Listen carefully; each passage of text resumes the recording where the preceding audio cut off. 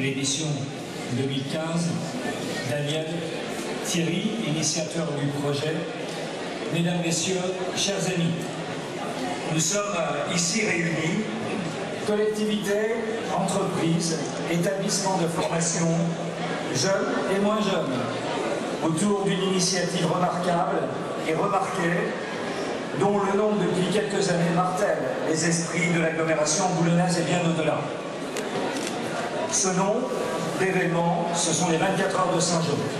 Et c'est sous cette bannière dynamique que cette entreprise pédagogique a vu le jour, impulsée par Thierry Maison, professeur, rapidement rejoint par Daniel Kern, son collègue, et soutenue par tout un collectif d'élèves, de professeurs, de personnel et de parents très engagés.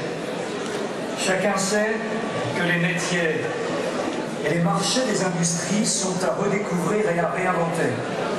Aussi, dans un contexte où les énergies non durables conduisent à re-questionner et repenser les modèles de développement économique, le système de formation, c'est-à-dire nous, les établissements scolaires ou universitaires, sommes tout autant invités à repenser nos objectifs pédagogiques et nos pratiques.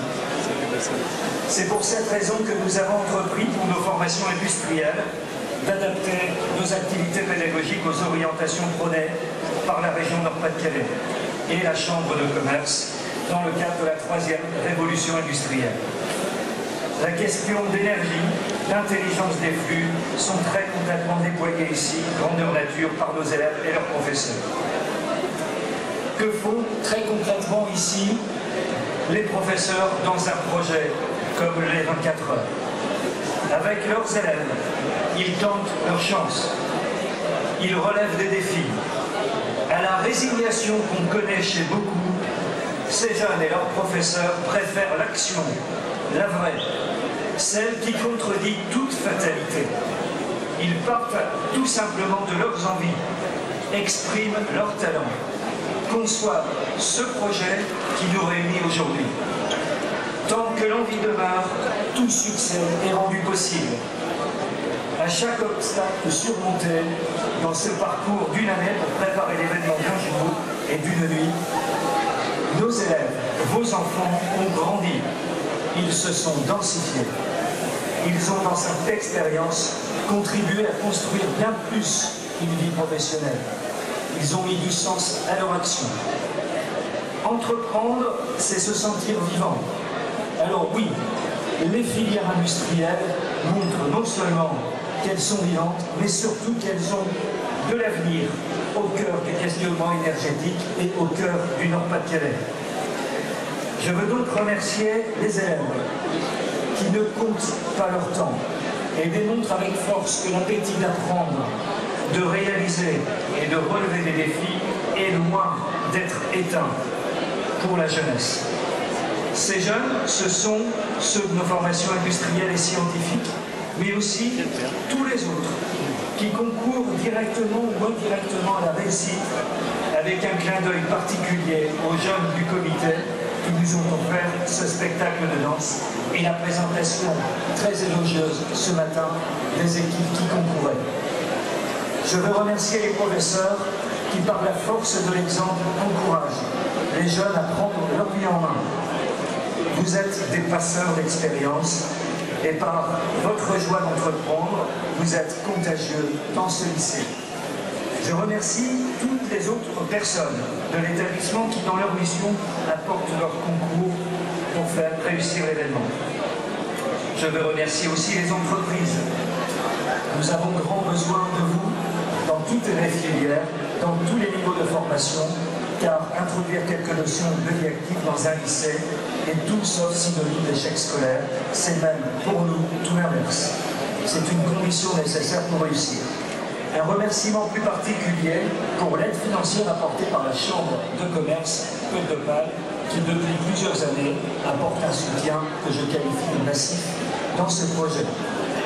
Un remerciement aussi aux entreprises Alliance, AXA et Rothschild, qui par le biais de l'ASP rendent possible ce projet. Un merci chaleureux et sincère à la mairie de Saint-Martin-Boulogne, dont l'aide technique et en matériel rend rendaient même possible cet événement. Merci aux autorités territoriales, merci au ministre qui chaque année est un fidèle de l'État et qui sait passer du temps auprès des jeunes pour s'intéresser à l'événement et les accompagner. Donc, bienvenue à vous, Monsieur le Ministre. Merci aux parrains et marraines, Frédéric Courant qui n'a pas cessé de signer des autographes auprès des jeunes. Chacun se rappelle l'émission télévisée dans laquelle on pouvait le rencontrer à chaque fois. C'est pas sorcier. C'est un peu ce qu'on essaie de faire ici aussi avec les jeunes, de montrer que la science, la technologie, finalement, c'est pas sorcier. Alors nous avons aussi chez nous nos frères courants locaux, c'est Daniel et Thierry, qui sont aussi des passeurs d'expérience. Vive cette belle initiative des 24 heures de Saint-Jean, vive cet esprit d'entreprendre. Nous sommes heureux ici de voir que les jeunes savent développer leur talent.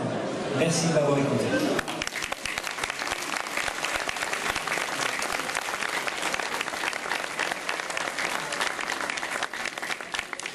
Je vais maintenant céder la parole dans l'ordre à Frédéric Courant, donc parrain, Madame Boulin, marraine, Monsieur Bailly, maire de Saint-Martin-Boulogne et vice-président de la communauté d'agglomération de Boulogne-sur-Mer, et Monsieur Cuvillier, ministre et maire de Boulogne-sur-Mer.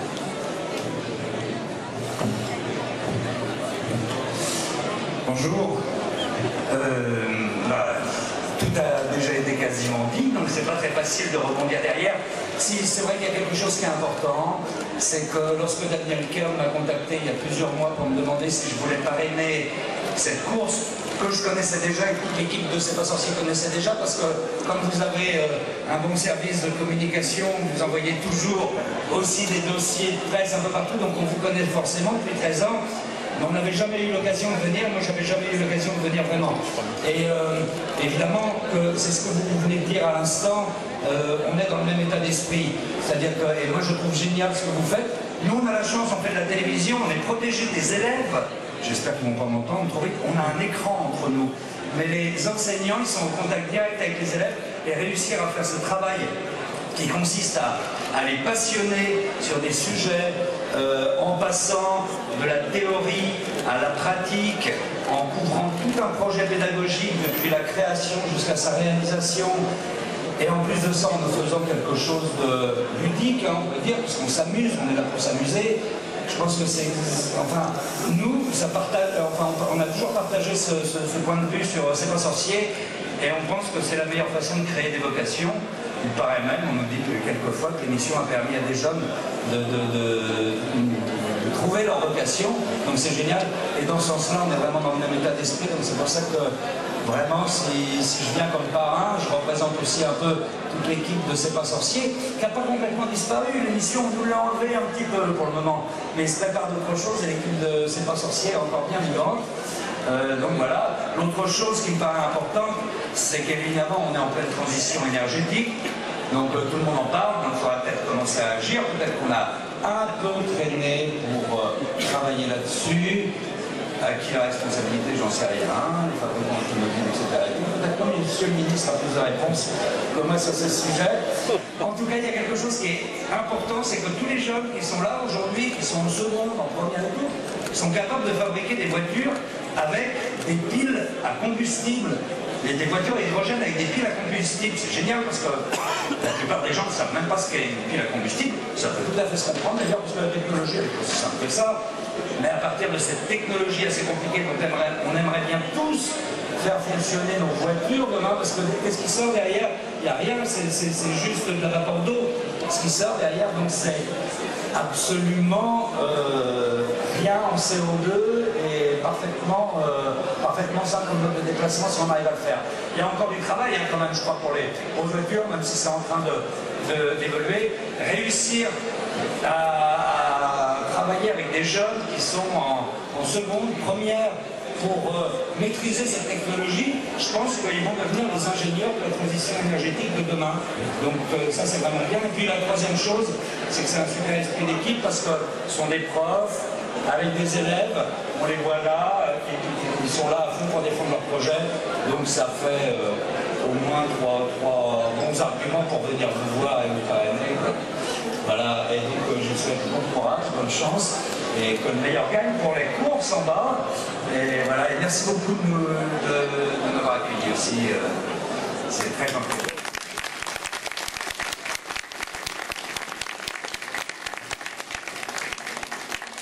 Bonjour à toutes et à tous. Alors moi c'est un petit peu particulier parce que je suis une personne de l'ombre et on m'a demandé de faire un discours, ce qui n'était pas dans mon habitude. Donc que dire? Alors moi je vais parler, comme j'anime un club impression 3D en région Nord-Pas-de-Calais, moi je vais vous parler au nom des personnes qui sont dans ce club. On est plus de 300. Et ce que j'ai envie de dire, ça va être assez simple. Ce que j'ai envie de dire, c'est que les industriels, les entreprises, les écoles, les laboratoires, les pôles de compétitivité qui sont avec nous, eh bien nous, on croit dans cette région. Et ce que l'on veut, c'est se dire, si le monde bouge et bouge vite, eh bien ça sera aussi avec nous et il faudra compter aussi avec le Nord-Pas-de-Calais. Et ça peut... compter sur nous et sur le Nord-Pas-de-Calais, c'est aussi compter sur les jeunes, parce que les entreprises qui se lancent dans le domaine de l'impression 3D, qui se lancent dans les objets connectés, dans l'Internet des objets, qui se lancent dans la robotique, ils ont besoin de jeunes formés. Et surtout, et là, je lance un appel aussi aux femmes, aux filles, on a besoin aussi des filles. Moi, j'ai des entreprises américaines, quand elles viennent s'installer en Nord-Pas-de-Calais, nous disent on veut de la parité. Le problème, c'est qu'on n'arrive pas à trouver des jeunes filles, ingénieurs, techniciennes, en électronique, en mécanique. Donc les filles, allez-y, foncez, on a besoin de vous aussi. Voilà. Et merci de m'avoir invité et d'être marraine sur cet événement. Voilà.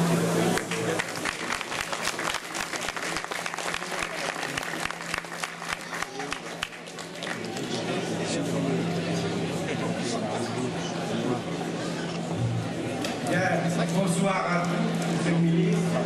D'abord, je tiens à remercier le directeur parce qu'il m'a mis une estrade. Vous voyez, j'en ai bien besoin.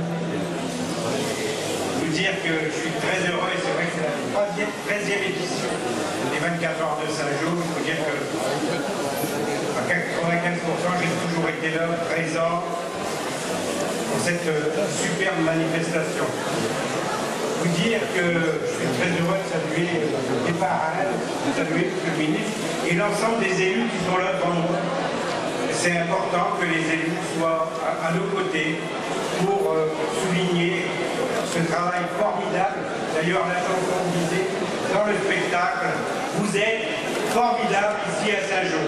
Que ce soit l'ensemble des élèves et que ce soit tout le directeur et l'ensemble, tout particulièrement nos deux amis, M. Kern et Thierry. Voilà. Vous dire que la mairie de Saint-Pierre sera toujours à vos côtés. Je peux vous dire que je suis souvent dans votre établissement parce qu'il règne une très bonne ambiance. Il y a de la convivialité, de l'amitié, je dirais même de la fraternité. C'est important à l'époque où on vit et je suis très heureux d'être parmi vous ce soir. Mais malheureusement, je ne peux pas rester longtemps puisque je m'en vais dans un autre établissement, dans un autre lycée de Saint-Martin, au lycée Girosanier, pour un match de basket. Alors, pardonnez-moi, monsieur le directeur, mais je vais devoir vous quitter. Mais rassurez-vous, je serai là demain. Pas de problème. Je ne dirai pas cette nuit, non. Et demain matin, alors, je serai là. J'espère qu'il y aura des croissements comme nous deux. Voilà. Merci. Bonsoir à tous. Merci.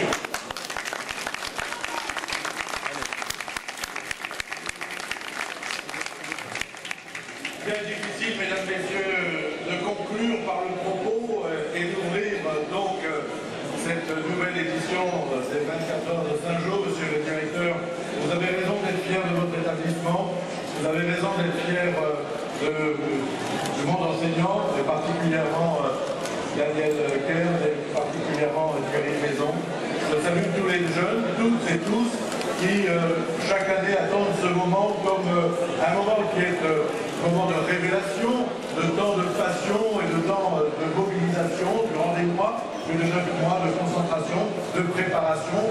Le stress est donc là dans chacune des équipes et puis bien sûr des petites techniques pour tenir 24 heures. Je ne sais pas, monsieur le maire, si comme cela a pu se produire il y a quelque temps, complètement en plein milieu de la nuit, mais cela peut arriver tant il y a régulièrement des évolutions. Alors, bien sûr, je salue le parrain et la marraine. Je salue Frédéric Courant, qui vient de dire combien l'enjeu est particulièrement de ces 24 heures de Saint-Jean. Et Madame Moulin, à l'instant également, l'a repris.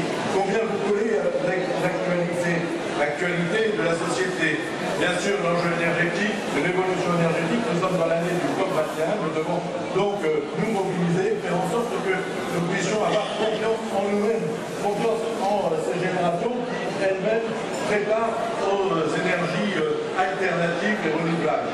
Je ne donnerai pas de confidence, mais ce qui est évident, c'est que le mode industriel a fait en sorte que nous sommes encore aujourd'hui un peu prisonniers de la réalité de l'évolution environnementale et énergétique.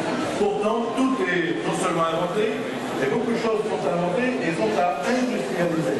C'est pourquoi le défi concerne particulièrement notre territoire. La Moulin disait que la troisième révolution industrielle était au cœur des préoccupations de la région. Et nous devons ici, sur la Côte d'Opale, et particulièrement à Boulogne, embrasser ce qui sera finalement les métiers de demain, les perspectives industrielles de demain. Je pense notamment à ce qui peut être la Smart City, Smart and Port City and Port. Nous devons aujourd'hui nous préparer à ce que, de façon un peu barbare, nous appelons de notre data et de faire en sorte que tout l'espace d'innovation puisse être mis au profit des jeunes générations. Nous en aurons, puisque quelqu'un me disait un peu à l'instant que souvent on considérait que les politiques étaient en retrait de l'innovation. Ça n'est pas faux.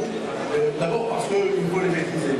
Et surtout parce qu'il faut laisser la place à ceux qui sont les sachants, à ceux qui sont les précurseurs.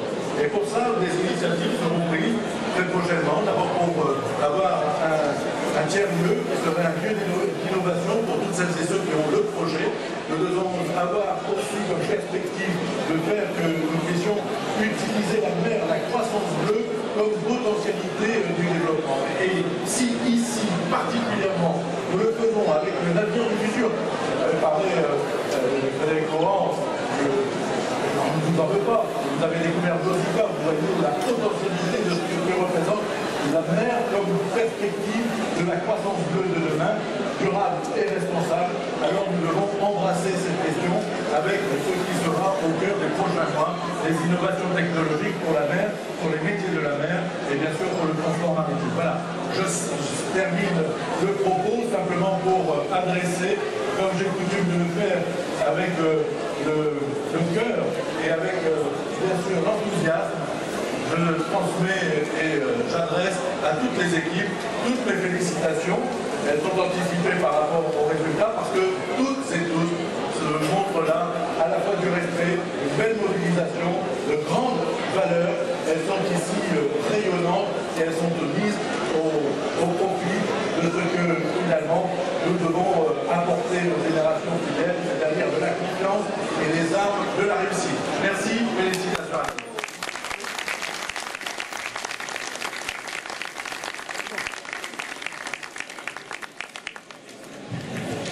Mesdames, Messieurs, chacun est invité maintenant à partager le verre de l'amitié.